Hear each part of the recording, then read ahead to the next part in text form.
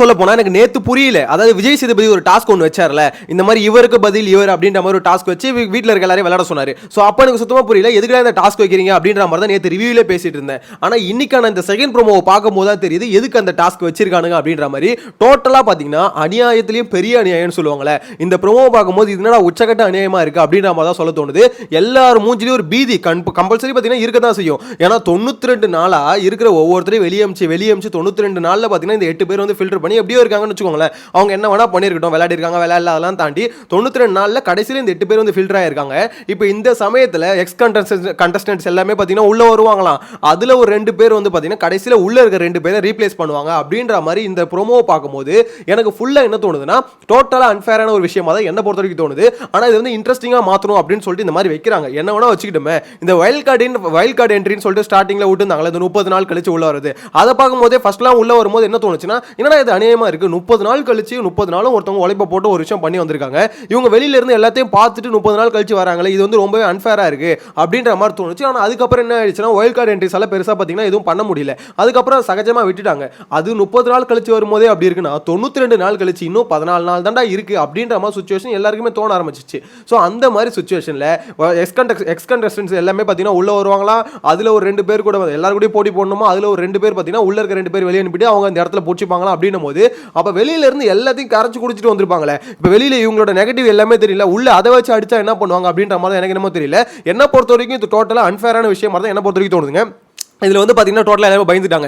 Jacqueline கேட்குறாங்க பாருங்க, என்னடா இது முதல்லேருந்து திரும்பி ஆரம்பிக்கணுமா அப்படின்ற மாதிரி. ஸோ எல்லாரும் மூஞ்சிலே அந்த பீதின்றது கிளியராக தெரியுது. அதில் முத்துக்குமார் என்ன சொல்கிறாருன்னா, ஓகேப்பா 14 நாள் இருக்கு, முடிஞ்ச அளவுக்கு உழைப்ப போட்டுட்டு அதுக்கப்புறம் போயிடுவோம் அப்படின்ற மாதிரி சொல்கிறாப்புல. அது எப்படி எடுத்துக்கிறதுனா அவ்வளோதான், வேற வழியில் இதான் வந்து நம்மளோட தலைவிதின்னு ஆயிடுச்சு. ஸோ முடிஞ்ச அளவுக்கு சண்டை போடுவோம், சண்டை செஞ்சுட்டு போ, சாவறதா இருந்தாலும் சண்டை செஞ்சுட்டு சாவோன்னு சொல்லுவாங்களே. ஸோ அந்த மாதிரி தான் சண்டை செய்வோம், வரது எவனாவனா இருக்கட்டும் சண்டை செய்வோம் அப்படின்ற மாதிரி. எனக்கு தெரிஞ்ச உள்ள இருக்க எல்லாருமே அந்த மைண்ட் செட்டுக்கு தான் மாறணும். சௌந்தர்யாலாம் பார்த்தீங்கன்னா ரியாக்ஷனை பார்க்கும்போது ரொம்ப பயந்துருக்கு அப்படின்றது கிளியரா தெரியுது. சோ அந்த ரியாக்ஷனை மாத்திட்டு இதுக்கப்புறம் சண்டை செய்யறதுக்கு எல்லாரும் ரெடி ஆகணும். வெளியில இருந்து வர எல்லாரையும் பாத்தீங்கன்னா எதிரியா தான் பார்க்கணும். இன்க்ளூடிங் பாத்தீங்கன்னா இப்போ எப்படி சொல்றது, முத்துக்குமரனுக்கு சாச்சனாவை பிடிக்கும்னு வச்சுக்கோங்களேன். இப்போ அந்த சாச்சனா உள்ள வந்தாலுமே சாச்சனா எப்படி திரும்ப பார்க்கணும், எதிரியா தான் பார்க்கணும், கண்டஸ்டன்ஸா தான் பார்க்கணும். எக்ஸ் கண்டஸ்டன்ஸ் மட்டும் இல்ல, நம்மளை இப்போ காலி பண்ண வந்த ஒரு கண்டஸ்டன்ட் அப்படின்ற மாதிரி தான் பார்க்கணும். இது எப்படி விஜய் டி வந்து இது எப்படி டிசைன் பண்ணிருக்காங்கன்னு தெரியல. ஏன்னா நேத்து வந்து பாத்தீங்கன்னா இவருக்கு பதில் இவர் அப்படின்னும் போது உள்ள இருக்கவங்களே ஒரு கியூ வந்து எடுத்து கொடுத்துட்டாங்க. எப்படின்னா ஆக்சுவலா இப்போ முத்துக்கு பதில் ஆர்ஜே ஆனந்தி இருந்தா கொஞ்சம் பெட்டரா இருக்கும், அதே இடத்துல அருணுக்கு பதில் ஃபேட்மேன் இருந்தா கொஞ்சம் பெட்டரா இருக்கும் அப்படின்ற மாதிரி ஒவ்வொருத்தரும் வச்சாங்க. அது பவித்ராக்கு பதில் அன்ஷிதா, சரி ஜாக்லினுக்கு பதில் அன்ஷிதா இருந்தா கொஞ்சம் பெட்டரா இருக்கும் அப்படின்ற மாதிரி ஒவ்வொருவரும் அவங்களோட ஒப்பீனியன் எடுத்து வைக்கும் போது எனக்கு லைட்டா ஒரு தோணுச்சு, எதுக்கு இந்த மாதிரி வைக்கிறாங்க. நான் என்ன நினைச்சேன்னா, ஓகே எக்ஸ் கண்டஸ்டன்ஸ் எல்லாமே அடுத்த வாரம் வராங்க, இந்த வாரம் ஃபுல்லா அவங்க தான் வந்துட்டு இருக்க போறாங்க. ஸோ அதை வச்சு இதை வச்சு ஒரு டாபிக்கா அவங்க உள்ள பேசுறதுக்கு கொஞ்சம் ஹெல்ப்ஃபுல்லா இருக்கும் அப்படின்ற மாதிரி ஒரு விஷயத்தை நான் நினைச்சிட்டு இருந்தேன். ஆனா இந்த ப்ரோமோ பார்க்கும்போது பக்குனுக்குது, உள்ள இருக்கவங்களுக்கு மட்டும் இல்ல வெளியே இருக்க நிறைய பேருக்கும் பக்குன்னு தான் இருக்கும். என்னடா இது இப்படி போயிட்டு இருக்கு அப்படின்னு சுத்தமா கெஸ் பண்ணவே முடியலங்க. ஏதோ ஒன்று சேனல் ஏதோ ஒன்று பண்றதுக்கு ட்ரை பண்றானுங்க. இந்த சீசன் வந்து எல்லா சீசனை விட கொஞ்சம் டிஃப்ரெண்டான சீசன் தான், அது ஒத்துக்கிட்டு தான் ஆகணும். யோசிச்சு பாருங்களா, அந்த கோடு போட்டு கிட்டத்தட்ட 50 நாள் அந்த கோடை போட்டு ஒரு வேலை ஒன்று பண்ணிட்டு இருந்தாங்க. அது கடைசியில் ஒர்க் அவுட் ஆகல அப்படின்னு தெரிஞ்சதுக்கு 50வது நாள் அந்த கோடை தூக்கிட்டு அதுக்கப்புறம் பார்த்தீங்கன்னா இண்டிவிஜுவல் கேம்னு சொல்லிட்டு ஸ்டார்ட் பண்ணானுங்க.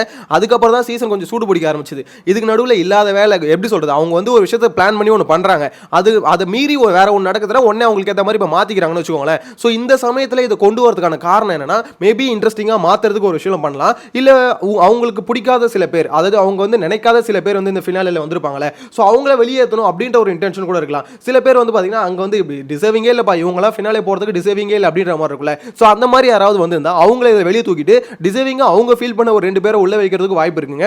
எக்ஸாம்பிளுக்கு இப்போ ஒரு எக்ஸாம்பிளுக்கு தான் சொல்றேன், ஆர்ஜே ஆனந்தி உள்ள இருந்தா பெட்டரா இருக்கும் அப்படின்ற மாதிரி அவங்க நினைச்சாங்கன்னு வச்சுக்கோங்களேன். அந்த இடத்துல பவித்ராலாம் தேவையில்லை அப்படின்னு நினைச்சாங்கன்னா பவித்ராவை தூக்கிடலாம். ஆனால் என்ன பொறுத்தவரை அப்படி நினைக்க மாட்டாங்க. என்ன இருந்தாலும் சேனல் ப்ராடக்ட் அப்படி நினைக்க மாட்டாங்கன்னு வச்சுக்கோங்களேன். இருந்தாலும் அவங்களோட ஐடியா இப்படியா இருந்தா அந்த 2 பேர் யார் அப்படின்றது கம்பல்சரி கேள்விக்குறியா இருக்கும். உங்களுக்கு எல்லாருக்குமே ஒரு டவுட் வரும், எனக்கும் அந்த டவுட் வந்தது. இந்த பச்சைக்கிளின்னு ஒன்று இருந்ததுல, அந்த பச்சைக்கிளி டிடிஎஃப் வின் பண்ணி இப்போ கையில் வச்சிருக்கு. ஸோ அந்த பச்சைக்கிளியும் கூட சேர்ந்து பயப்படுது. ப்ரோமோ பார்த்தீங்கன்னா தெரியும், பச்சைக்கிளிக்கு ஒரு அதிர்ச்சி தான் மூஞ்சில இருக்கு. ஆனால் என்ன பொறுத்த வரைக்கும் டிக்கெட் ஃபினாலே வின் பண்ணிட்டுனா ஃபினாலே வீக்கு டேரக்டாக நீ போற மாதிரி தான் அர்த்தம். ஸோ அப்படி இருக்கும்போது பச்சைக்கிளியை ரீப்ளேஸ் பண்ண முடியுமா அப்படின்ற மாதிரி தெரியல. எனக்கு தெரிஞ்சு பிக் பாஸ் கிட்ட ஒரே ஒரு ரெக்வஸ்ட் தான், தயவு செஞ்சு அதாவது டிடிஎஃப் வின்னரையும் ரீப்ளேஸ் பண்ண முடியும், அதாவது அந்த டிடிஎஃப் டிக்கெட்டோட சேர்த்து ஒருத்தனை ரீப்ளேஸ் பண்ண முடியும் அப்படின்ற மாதிரி ஏதாவது ஒன்று வைங்க பாஸ் அப்படின்ற மாதிரி தான் எனக்கு என்ன தோணுது. ஏன்னா நீங்க நாமினேஷன்ல இருந்து மட்டும் தான் தப்பிப்பீங்க, இந்த மாதிரி வந்து நாங்க வைக்கிற இந்த நடுவில் வைக்கிற டாஸ்க்ல இருந்தால் உங்களால் தப்பிக்க முடியாது, அந்த டிக்கெட்டுக்கான பவர் அது இல்லை அப்படின்ற மாதிரி ஏதாவது சொல்லிட்டாங்கன்னா என்ன பொறுத்த வரைக்கும் பயங்கரமான ஒரு விஷயமா இருக்கும்.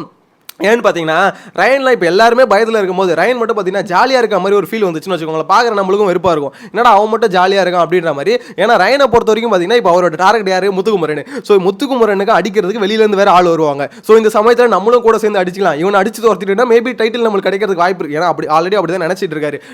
இது டைட்டில் வினர் நம்ம வந்து முத்துக்குமரன் கேமை காலி பண்ணிட்டோம், ஸோ இதுக்கப்புறம் நம்ம கிட்ட போயிட்டோம் அப்படின்ற மாதிரி ஒரு எண்ணம் அவருக்குள்ளே இருக்குன்னு வச்சுக்கோங்களேன். ஸோ இந்த சமயத்தில் இப்போ அவர் முத்துக்குமரன் மட்டும் இல்லை, வேறு யாராவது ஒருத்தரை டார்கெட் பண்ணி இவங்களை அனுப்பிச்சிடலாம், இவங்களுக்கு பதில் இவங்களை உள்ள சேர்த்துக்கலாம் அப்படின்ற நினைச்சாருன்னா மேபி நினைச்சா கண்டிப்பா பண்றதுக்கு அவருக்கு ஆப்ஷன்ஸ் கிடைக்கும். சோ அதனால தான் சொல்றேன், இந்த டிக்கெட் டு ஃபைனலே அவர் ஜெயிச்சது ஓகே தான் வச்சுக்கோங்களேன். இருந்தாலும் நாமினேஷன்ல மட்டும் தான் நீ ஃப்ரீயாவே, மற்றபடி உன்னை வந்து உள்ள வைக்காது அந்த உள்ள வராங்களா அவங்க கூட நீ சண்டை போட்டு ஜெயிக்கிறது தான் முடியும் அப்படின்ற மாதிரி சொன்னா கொஞ்சம் கேம் இன்னும் இன்ட்ரெஸ்டிங்கா மாறும் அப்படின்ற மாதிரி எனக்கு என்னமோ தோணுது. இன்னொன்னு உள்ள வர எல்லாருமே நேத்து இந்த ஃபேட்மேன் ஆகட்டும், வர்ஷினி வெங்கட் ஆகட்டும், இவங்கலாம் ட்விட்டர் ஸ்பேஸ்ல பேசும்போது நான் கேட்டேன். ஸோ யாருக்குமே எனக்கு தெரிஞ்சு இந்த ஐடியா இல்லைன்னு நினைக்கிறேன், ஏன்னா சேனல் சொல்லலைன்னு நினைக்கிறேன். இப்போ இந்த ப்ரோமோ பார்க்கும்போது தான் தெரியுது மேபி இன்னைக்கு வந்து இந்த சம்பவம்லாம் நடந்திருக்கும் போல. அதாவது இந்த ப்ரோமோ பார்க்கும்போது சேனல் வந்து இது வரைக்கும் இன்ஃபார்ம் பண்ணாம உள்ள வரும்போது மேபி இன்ஃபார்ம் பண்ணுவாங்கன்னு நினைக்கிறேன். ஏன்னா இன்கேஸ் அவங்க இன்ஃபார்ம் பண்ணியிருந்தாங்கன்னா ட்விட்டர் ஸ்பேஸ்ல ஏதாவது ஒன்று சொல்லியிருப்பாங்க. ஏன்னா அவங்க எதுவுமே இன்ஃபார்ம் பண்ணாம டேரக்டா இப்போ மண்டே இன்னைக்கு தான் ஆக்சுவலாக உள்ள இறங்கியிருப்பாங்க, நாளைக்கு நம்ம டெலிகாஸ்ட் ஆகும். ஸோ உள்ள வரும்போது மேபி இன்ஃபர்மேஷன் சொல்லியிருப்பாங்க, இந்த மாதிரி உங்களுக்கு ஒரு ஆப்பர்ச்சுனிட்டி இருக்கு, உள்ள போங்க, சண்டை போடுங்க, அந்த சண்டை போட்டு நீங்க வின் பண்ணிட்டீங்கன்னா நீங்க ஒருத்தர் வெளியே அனுப்பிட்டு நீங்க உள்ள இருந்துக்கலாம் அப்படின்னு மாதிரி சொல்லுவாங்க. இது எப்படிப்பட்ட டாஸ்கா இருக்க போதுன்னு தெரியல. மேபி பிசிக்கல் டாஸ்கா இருக்கா, இப்போ எப்படின்னா டிக்கெட் டு ஃபினாலேன்றது ஃபிசிக்கல் டாஸ்க் வச்சு முடிவு பண்ணுறாங்க, ஓகேங்களா. இப்போ இந்த டாஸ்க் எதை வச்சு முடிவு பண்ணுவாங்க, ஃபிசிக்கல் டாஸ்க்காவா இல்லை மென்டலாக யோசிக்கணுமா, நம்ம எப்படி சொல்கிறது, நம்ம பிரெயினை யூஸ் பண்ணணுமா, ஏன்னா எதை வச்சு இப்போ அந்த 2 பேர் இப்போ காம்படேட் பண்ணணும்னு சொல்லிட்டாங்க, அந்த 2 பேர் கூட நீங்கள் போட்டி போடணும், அதாவது மொத்த பேர் கூட போட்டி போடணும், அதில் ஒரு 2 பேர் உங்களை ரீப்ளேஸ் பண்ணிட்டு அவங்க உள்ளே இருப்பாங்க அப்படின்னு சொல்லிட்டாங்க. ஸோ இப்படி சொல்லும் போது எதை அடிப்படையில் அப்படின்ற மாதிரி சொல்லலை, அதுதான் பார்த்தீங்கன்னா இங்கே குழப்பமாக இருக்குது. ஏன்னா ஃபிசிக்கல் டாஸ்க்கை வச்சு மட்டும் டிசைட் பண்ணால் அது டோட்டலாக அன்ஃபேராக இருக்கும். ஃபிசிக்கல் டாஸ்க்கு இல்லை, நம்ம எப்படி சொல்ல யோசிக்கிறது எதை வச்சாலும் அன்ஃபேராக தான் வச்சுக்கோங்களேன்.